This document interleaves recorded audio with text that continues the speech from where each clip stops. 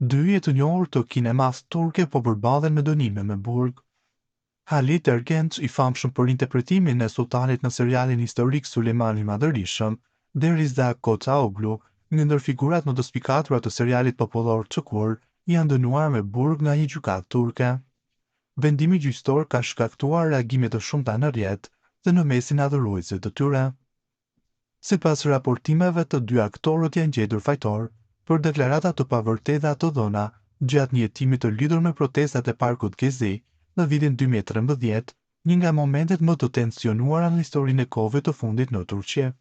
Çështja u hap pasi prokurorët thirrën Ergenç dhe aktorin Riza në një tjetër procedurë ligjore që përfshinte agjendën e famshme të talentëve, Ajse Barim, e cila është në paraburgim që nga janari me akuzat për përpjekje për të përmbysur qeverinë turke. Barim dyshohet si udhëzoi aktorët që ajo përfaqësonte të mbështesnin publikisht protestat e parkut Gezi. Gjatë gjyqit, Ergenç pretendoi se nuk kishte kontakt me organizatorët e protestave të akuzuar, përfshirë Mehmet Albora dhe Ayşe Barim.